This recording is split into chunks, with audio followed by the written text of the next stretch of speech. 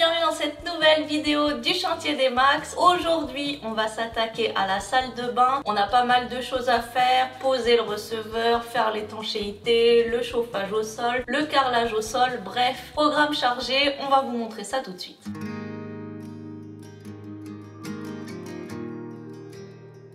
Alors on va commencer avec l'étanchéité de la douche qui va se trouver dans le coin ici. On va poser un receveur au sol et donc pour faire cette étanchéité de douche, on va déjà mettre un primaire d'accrochage et après on va appliquer un produit spécial pour faire l'étanchéité et une bande spéciale pour mettre dans le coin pour être sûr qu'il n'y ait pas d'eau qui pénètre dans le mur.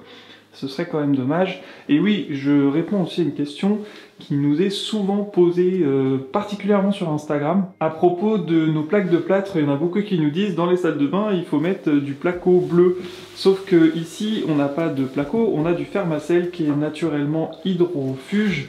Donc pas de problème, c'est bien adapté pour les pièces humides. Ça va résister dans le temps.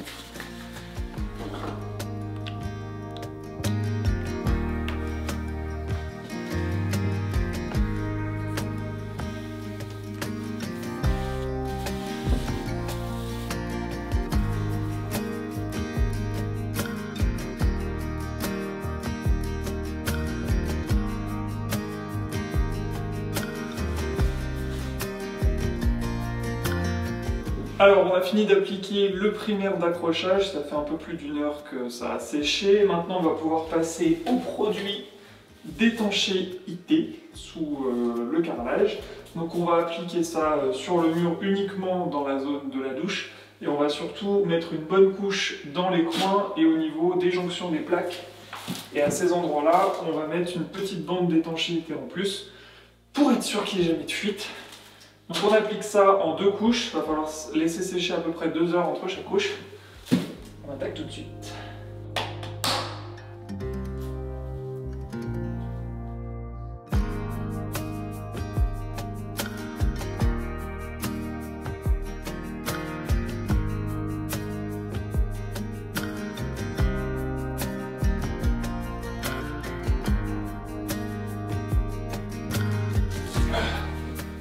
Voilà, avec ça, je pense que la douche sera bien étanche.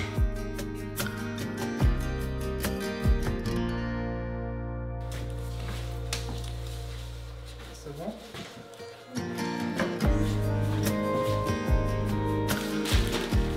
Bon, tout est prêt pour pouvoir installer le receveur. On a laissé sécher le produit d'étanchéité toute la nuit. Et il va aller mieux parce que c'est quand même très visqueux, très collant et je voulais pas trop travailler à proximité de ce truc de peur d'en mettre partout. Bref, maintenant c'est sec. On a aussi installé, enfin on a regardé ce que ça donnait avec le receveur pour voir comment il se plaçait au niveau de là où il va se placer tout simplement. Donc là c'est l'arrière du receveur. Du coup tout simplement il va falloir coller avec un mastic polyuréthane élastique parce que nous on est sur une dalle bois donc il faut absorber les éventuels mouvements du bois. Du coup on va vraiment mettre la dose de colle polyuréthane au niveau de toutes les jonctions là en blanc et comme ça devrait bien tenir. Et une fois qu'il va être en position, on va mettre des poids sur le receveur pendant au moins 2 heures pour être sûr que ça adhère bien, que ça ne bouge pas. Je vais continuer aussi de dépoussiérer un bon petit coup à cet endroit là. Et puis après, on va pouvoir rattraper le siphon de la douche qu'on avait passé dans une précédente vidéo, vous vous souvenez, avec l'évacuation qui va dans le vide sanitaire. Bon, on a hâte de voir ce que ça va donner, on espère qu'on va pouvoir le placer bien comme il faut du premier coup, sans mettre de la colle partout. À nous d'être bons là-dessus.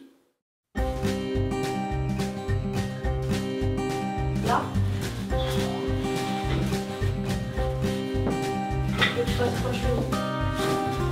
je tiens comme ça.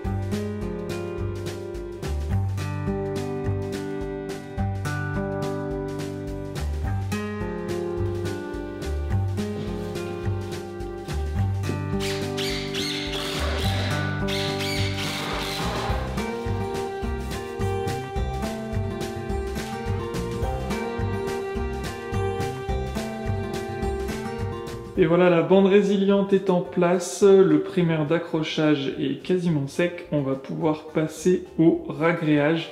Donc l'avantage c'est qu'on a bien délimité tout justement avec les bandes résilientes. Franchement, si on avait eu ça pour faire le ragréage des toilettes, ça aurait été quand même beaucoup plus simple parce qu'on avait un peu plus galéré que ça. Et franchement, avec ce truc, c'est super pratique, c'est adhésif d'un côté. Et puis donc on va venir couler le ragréage à la hauteur qu'on veut. Et une fois que tout sera bien sec, on viendra juste donner un petit coup de cutter dans cette bande en mousse. Et comme ça fait un petit joint de dilatation, puisque forcément la mousse est flexible, entre notre agréage et notre mur pour être sûr qu'il n'y ait pas de contact direct. Encore une fois, étant donné qu'on est sur une dalle bois, il risque d'y avoir des petites vibrations, c'est tout à fait normal. Donc il faut prendre des précautions. On a sorti le débulleur, il n'y a plus qu'à faire le ragréage.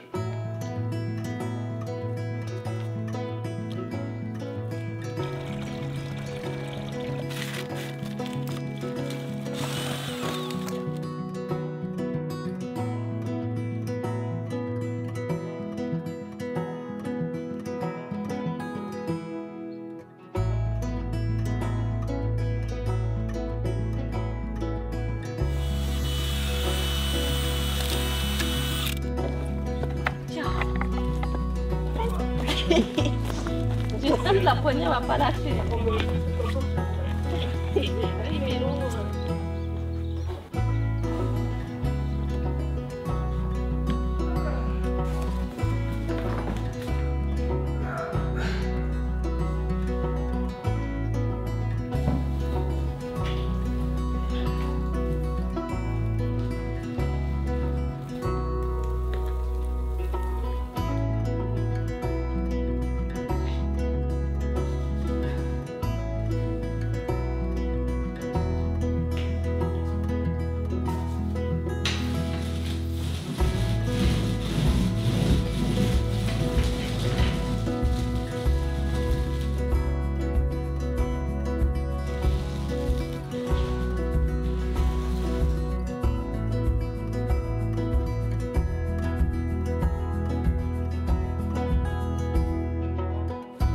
On est de retour, on a un ragréage qui a bien séché, on l'a laissé sécher 3 jours parce qu'il ne fait pas encore très chaud dans notre région en ce moment et ça a mis beaucoup plus de temps que prévu à sécher et on voulait être sûr que ce soit bien sec une nouvelle fois pour faire les étapes suivantes. Maintenant, on va pouvoir installer dessus la natte de désolidarisation avant d'attaquer le chauffage au sol, avant d'attaquer la pose du carrelage au sol.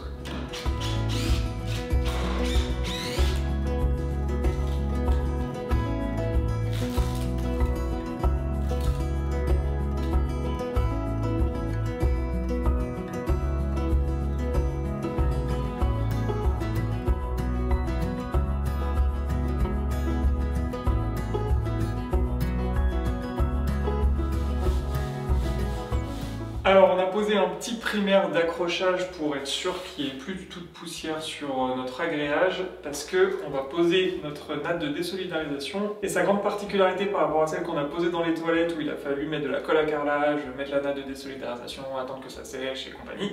Là on a juste un petit autocollant derrière, une surface adhésive, donc on va poser directement sur notre agréage. On aurait pu aussi le poser directement sur l'OSB, c'est tout à fait compatible, mais on avait besoin de rehausser un petit peu le niveau de notre salle de bain pour être au même niveau que le sol fini, donc qu'il y aura dans le couloir ici, ce sera un parquet, et surtout pour se rapprocher le plus possible du niveau de notre receveur, pour qu'on ait l'impression que le receveur soit vraiment au niveau du sol. Il va y avoir 4-5 mm de différence, mais c'est tout. Et du coup, on va pouvoir poser ce petit système de natte de désolidarisation en faisant les bonnes découpes et en s'assurant que les plots soient bien alignés.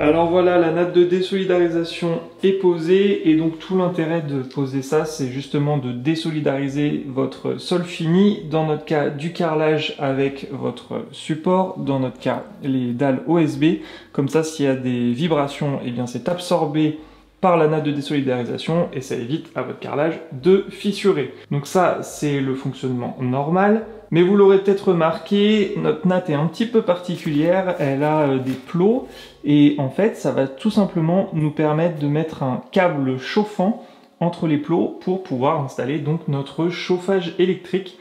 Chauffage électrique qui nous vient de Warmup, qui est un soutien de notre projet pour tout le chauffage de la maison, donc ça va vraiment être un confort optimal d'avoir aucun radiateur visible mais tout caché dans les sols. On voulait absolument ça déjà pour gagner beaucoup d'espace dans notre petite maison et puis ça offre aussi un confort thermique absolument génial puisque ça fait une chaleur vraiment homogène dans toute la maison et on va pouvoir gérer la température pièce par pièce. Mais avant de s'occuper de ça, vous avez vu qu'on a commencé à mettre les carreaux de notre carrelage, donc vous l'aurez peut-être reconnu, c'est exactement le même que celui qu'on a utilisé dans nos toilettes.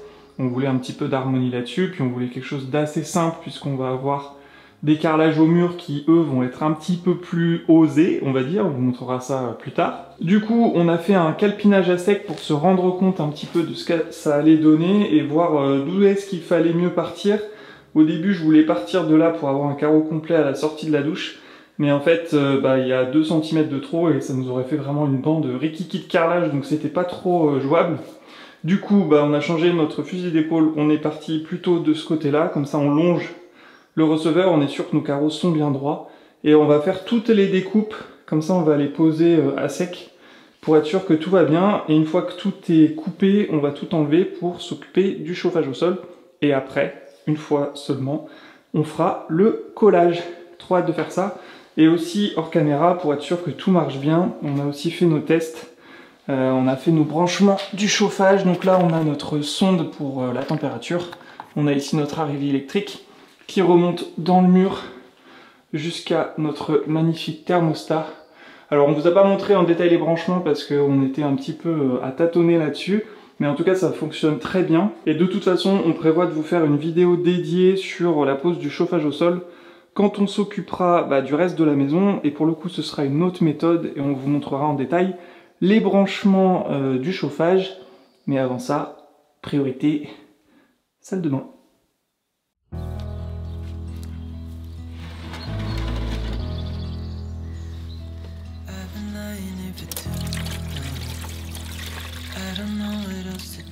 « 7,7 »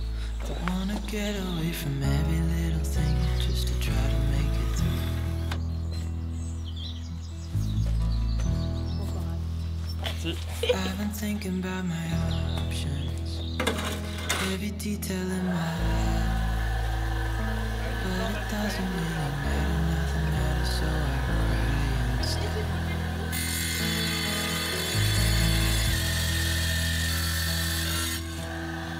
I've been running in circles, trying to catch my breath.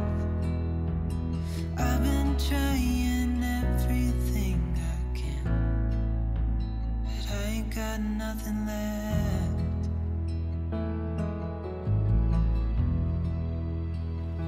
I've been staring at the ceiling, I've been staying up all night. Everything I ever worked for vanished in the blink of an eye. Alors ça y est, notre petit calpinage de carrelage est fini, on a tout viré, on a tout découpé et on va pouvoir passer au placement du câble chauffant. Donc ça se présente comme ça, alors on l'avait déjà déroulé, c'est pour ça qu'il est mis un peu n'importe comment, pour faire nos tests de résistance, vérifier qu'il n'y a pas de problème dans le câble, et je vous confirme qu'il n'y a pas de problème, donc ça c'est cool. Alors très simplement, il va falloir qu'on lui fasse faire un chemin en suivant les petits plots, et Warmup nous a envoyé un plan de pose, donc il va falloir juste suivre leur plan de pose, parce que le câble en fait il a été coupé sur mesure. À la fin il y a un petit, je vous montrerai, un petit bouchon si vous voulez pour la fin du câble. Donc il va falloir qu'on pose ça bien, qu'on respecte un écart entre deux câbles chauffants, surtout ne pas les faire chevaucher, ne pas trop s'approcher du receveur de douche. Enfin bon, il y a pas mal de choses à respecter, mais tout est écrit dans le plan assez précisément. Une fois qu'on aura fait ça, il suffira de mettre aussi la sonde. La sonde ne doit pas passer non plus sur le câble. Donc on va essayer de voir comment ça rentre, et après, il suffira juste de brancher ces petits fils sur notre alimentation électrique.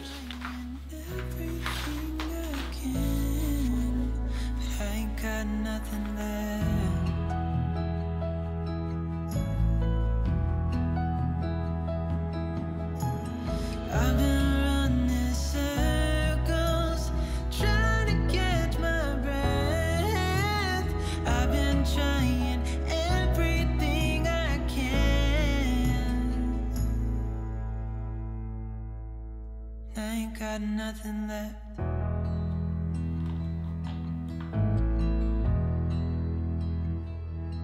Nothing left. Nothing left. Et bien voilà le chauffage au sol électrique qui est posé dans la salle de bain. Donc le câble bleu que vous voyez, c'est bien un câble chauffant. Le câble noir là-bas, c'est juste pour l'alimentation électrique, donc celui-ci ne chauffe pas. Et on a dû un petit peu modifier la pose du câble par rapport à ce que nous avait envoyé Warmup sur le plan. Tout simplement parce que nous étions gourés sur les dimensions de notre receveur. Et du coup, on n'avait pas suffisamment de câbles, il devait nous manquer 1 mètre ou 1,50 m pour aller jusqu'au bout. Donc on a revu un petit peu la disposition. C'est pour ça qu'on a un peu un zigouigoui bizarre ici. Mais au moins on a une couverture du chauffage qui est bien homogène partout. Sauf ici où on a sacrifié un petit peu de chauffage puisqu'on va avoir notre meuble de salle de bain. Donc de toute façon c'est pas très grave, on risque pas de se retrouver les pieds à cet endroit-là.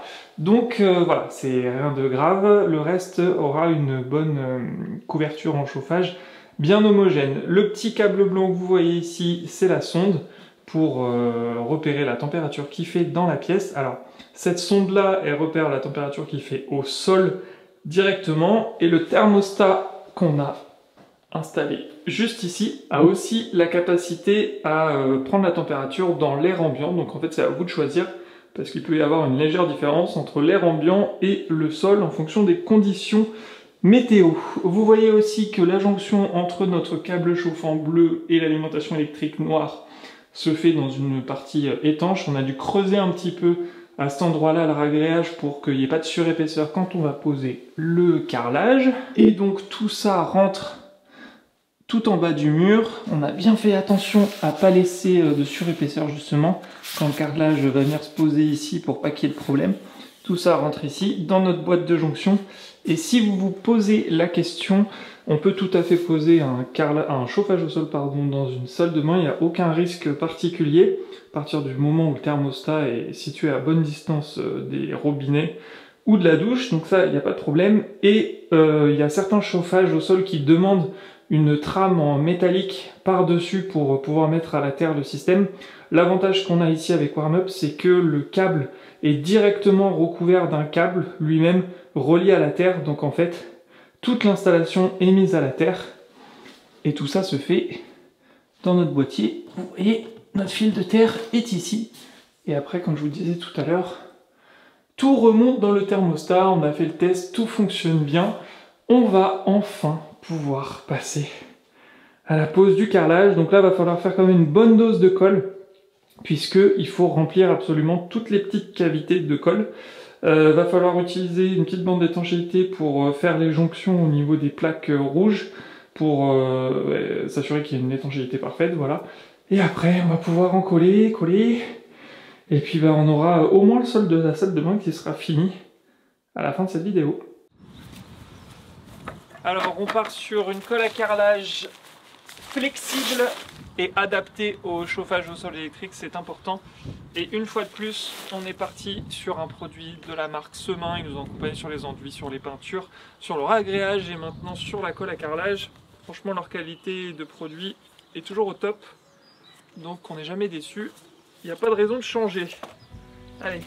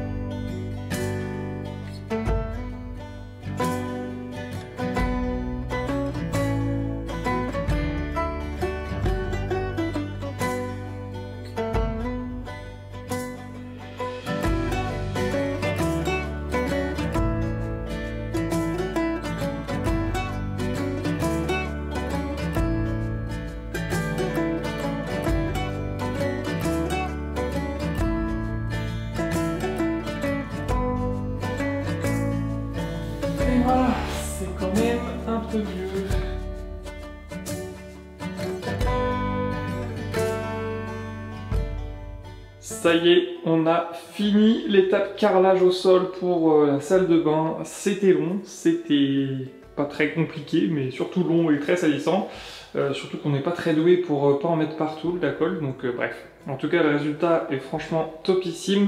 Toujours nos petites cales pour avoir un carrelage qui soit bien à fleur du carreau voisin. Donc ça, la petite astuce, vous connaissez. On va laisser sécher ça au moins 24 heures avant de faire les joints. Et puis on s'occupera de la suite une autre fois. On aurait aimé avancer aussi sur les carrelages des murs, avancer plus globalement dans cette salle de bain, mais en fait on s'est fait vraiment rattraper par les temps de séchage très très longs, du ragréage, du produit d'étanchéité, etc., etc. Donc on a perdu pas mal de temps, mais en attendant on a quand même avancé sur la peinture de la chambre. On vous a pas montré, mais la chambre est complètement peinte, ça c'est cool. Il ne nous reste plus que le bureau à terminer, et puis une fois que ce sera fait on aura vraiment fini avec les peintures. En tout cas, il restera juste une petite couche de finition juste avant l'emménagement, mais c'est pas le plus dur. En tout cas, vous retrouvez tous les produits qu'on a utilisés pour le chauffage au sol de la salle de bain chez Warmup. On vous met un petit lien en description. Le receveur nous vient toujours de chez Reuter. On vous en parlera un petit peu plus en détail quand on avancera sur les autres accessoires de la salle de bain. Et nous, on se retrouve avec grand plaisir dans la prochaine vidéo. Si celle-ci vous a plu, n'hésitez pas à mettre un petit j'aime, un petit commentaire, à vous abonner, ça fait toujours plaisir. Et on se retrouve dans la prochaine. Cusco. Toujours avec Cusco. Salut!